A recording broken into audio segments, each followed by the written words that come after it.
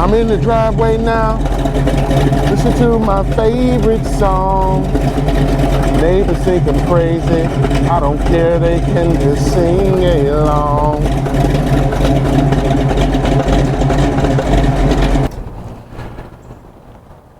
Welcome to my Big Block birthday surprise.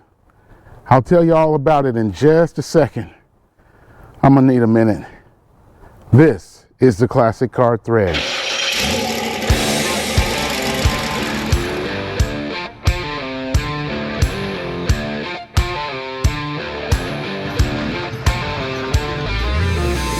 When I was a little kid growing up in Kansas City, me and my friends would play this game called That's My Car. We'd sit on my front porch and we'd sit in a line, and when the cars would come by, however you were sitting in the line, that's the car that you got. If you were first, you got the first car.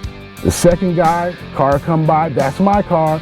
Third person, car will come by, that's my car. But whenever a 70 Chevelle came by, I always wanted to make sure that I was in the proper place in line to get that car. Not just any 70 Chevelle, the Big Block, the 454. That was the big dog back then in 1970. That's the one that everybody wanted, including myself. And I was even willing to cheat at That's My Car to get it. Well, fast forward to age 17, and when I was finally able to get my first car, it was a 70 Chevelle. You've seen the story of my first car. Well, if you haven't, it's on my page. It's called My First Car. You'll love it. Check it out. Well, anyway, I had the car for a couple years. It got stolen. Took me 31 years to finally get another 70 Chevelle. But when the time was right, I got one. But it didn't have the Big Block in it. I always wanted that Big Block. I know everybody says go LS swap, you'll love it. But ever since I was a little kid, I wanted the Big Block 454. I wanted the big dog. Well, it took me a while to get it, but I finally made it happen. Well, actually, a lot of people made it happen. Check out my birthday surprise. It was a couple of days before my 60th birthday, and I was in Washington, D.C. with my wife, who was hosting an international dignitary from Southeast Asia. He was in town on a business tour, and he wanted to see the sights, which included Washington, D.C. So while we were there, my wife, who knows I really don't care about celebrating my birthday all that much, just blurts out a question, "Hey, what do you really want for your birthday coming up?" So I tried to think of the most outlandish thing I could to get her to stop asking me about it. And I said, well, all I really want for my birthday is for my Chevelle to be back home. When we got ready to move back to Houston, I was able to bring my truck, but I had to leave my Chevelle in Nashville because it was getting a Big Block put in it. My buddy that was putting the engine in had a health condition that came up and he had to have surgery. Well, that one surgery turned into a second surgery. And then that second surgery turned into a third surgery. So what started out as going to be something that was going to take maybe 1 or 2 weeks, next thing you know, 14 months has gone by and I still haven't gotten my car. It wasn't his fault. None of it was his fault. So that's why I was just patiently waiting. But I really did miss my car. Honestly, I figured I wouldn't have my car till sometime probably in early to mid 2025. At the time, I had no idea what was going on in the background. We asked him, Dad, what do you want for your birthday? What would you like? And he said, you know, I just want my car back. We were able to find someone that was able to get it shipped pretty quickly. Once we were gonna get it shipped, we then thought, okay, so what are we gonna do with this car for the next couple of days until his birthday? So my brother was able to fly down from Cambodia. That was meant to be what the only surprise was. So we were like, oh, Chris is here, it's a surprise.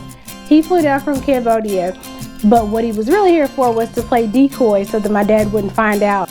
After the sightseeing in Washington, D.C., I put my wife and her client on a flight to Orlando, and I flew home to Houston. My son and my daughter wanted to take me out to dinner for my birthday. I really didn't want to go, but since my son had came all the way over here from Cambodia to spend time with me on my birthday, I thought it's the least I could do. So we had a neighbor who so graciously allowed us to keep it in her garage. Well, we thought we were keeping it in her garage. Unfortunately, she didn't have enough room in her garage, so we had to park it in the driveway, literally 1 block away from my parents' house. So it was my brother's job, anytime they got into the car, to avert my dad's attention to something else while they were avert his attention to something else whenever they drove by, because we didn't want him to see this goldenrod car right outside. So anytime he was about to drive by, my brother would say, "Oh, Dad, have you noticed this house over here? Did you look at those lights?" And he would turn his attention over there. When we got ready to leave to go to the birthday dinner, as I was pulling out of the garage, I stopped and I looked on the left and I looked on the right, and my son asked me, "What are you doing?" And I said, "Well, you know, I haven't had my car down here yet since we moved back, and I just wanted to make sure that my car could even fit in this little narrow garage. I'm not sure it's gonna fit." And he said, "Well, how's the rebuild going?" And I said, "Oh, it's going great. My buddy sent me a couple of pictures of my new Big Block, and it's going good, and it's almost done and ready to go." And so as we're rolling up to a 4-way stop, I pulled my phone out and I wanted to show him some pictures that my friend had sent me of my engine. So as I'm handing my son my phone, he made this weird turn facing me, and I thought, wow, that's strange, but here, just take the phone. While driving to the restaurant, we were at the 4-way stop, and his car was very, very visible at the 4-way stop, as long as you just look right. So luckily, he was talking about something at the time and managed to get a little distracted, and I was able to lean up and block his vision while he was at the 4-way stop, and he proceeded on, and I had a huge weight lifted off my shoulder. On my way to the restaurant, I thought, you know what? It would really be so great if they were able to surprise me by bringing my car down for my birthday. And so I told my son on the way to the restaurant that I need to stop by Best Buy first before we go to Papa's. We were heading to Papa's Seafood, and the parking lot in Papa's Seafood is between the restaurant and the Best Buy. So I thought I'll take a look in the parking lot and see if my car's back there. And I looked and it wasn't there. So I thought, oh well, it was worth a shot anyway. We finally realized that he didn't know about the surprise when we went to the restaurant. I think he kind of circled around looking and scouting around to see if he saw it. And I could tell he was a little bit disappointed. So anyway, we go inside to have dinner, and all of a sudden my wife shows up. And I thought, wait a minute, I just put you on a plane to Orlando yesterday. What are you doing here?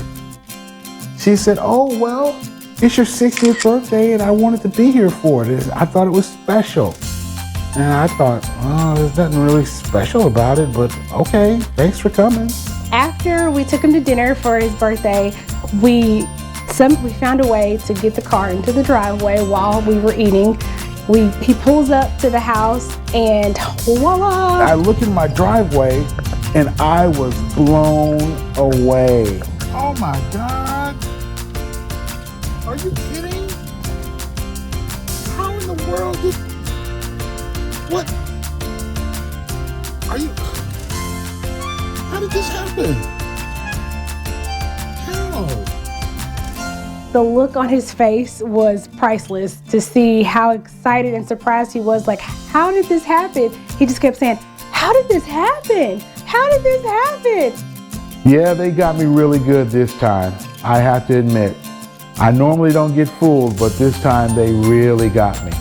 But the craziest thing about this whole ordeal is that on our way to the restaurant, when I pulled up to the 4-way stop and handed my son my phone to show him the pictures of my Big Block, I had no idea that my car was right there in plain sight of the 4-way stop sign. We were so excited to be able to give him this big surprise for his 60th birthday party and reunite him with his baby. They got me good. I love them. I appreciate it. And I'm so happy that Goldie is finally back home. And now that I got it back all to myself, I'm just gonna crank up some tunes and enjoy the music. Yeah, this right here is my jam. Every clump clump is like music to my ears. Welcome home, Goldie.